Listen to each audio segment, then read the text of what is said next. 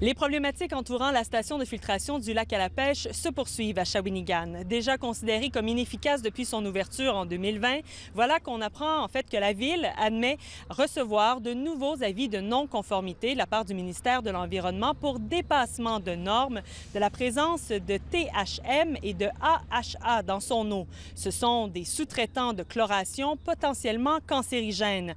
Le maire explique qu'ils n'ont pas le choix de dépasser les normes pour faire fonctionner l'usine, alors qu'il ne souhaite pas revivre cette scène qui a duré 7 mois dans les années 2021-2022, alors que près de 30 000 citoyens ont été privés d'eau. L'eau, elle est filtrée, il n'y a pas de protozoaires, la qualité de l'eau, la couleur, la qualité, l'odeur, tout est correct là-dessus. On a ça. Ou risquer d'encrasser les membranes à un point tel qu'on va perdre l'usine. Et si on perd l'usine, on se retrouve avec la vie d'ébullition qu'on a eue pendant 7 mois. Personne ne veut rejouer dans ce film-là.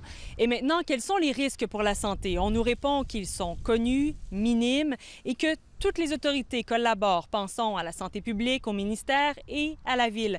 D'ailleurs, le CIUS de la Mauricie, Centre du Québec, nous a répondu concernant ces dépassements de normes. On nous répond que la Direction de la santé publique adopte une approche de prudence. Les études indiquent un faible risque pour la santé, lesquels dépendent de plusieurs facteurs, dont le niveau et la durée d'exposition, ainsi que la vulnérabilité des personnes exposées. On peut penser aux femmes enceintes. Une sortie qui survient en pleine campagne électorale et tous les candidats à la mairie de Shawinigan avaient leur mot à dire. Toute la question du manque de transparence de la ville de Shawinigan a été soulevée à maintes reprises. Pour moi, ce qui est le plus important, ça demeurera, et c'est le rôle principal des élus, la santé et la sécurité de la population.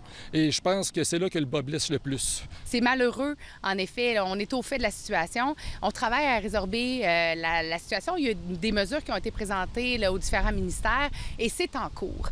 Moi, ce que j'ai envie de dire, c'est que c'est sûr qu'il faut que ça se règle parce que l'eau doit être d'une qualité excellente. Alors, ça doit se régler. Ça fait couler beaucoup d'encre et beaucoup de millions de dollars. Et il n'y a rien de mieux que d'être transparent dans un dossier comme celui-là.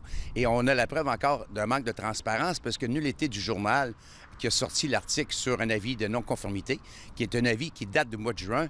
Je pense que là, ça met encore en doute la population de Shawinigan par rapport à ce dossier-là. Il n'y a rien de pire que le doute.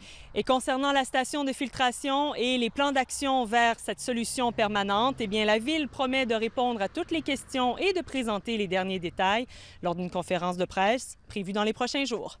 Ici Cassandre Forcier-Martin, Radio-Canada, à Shawinigan.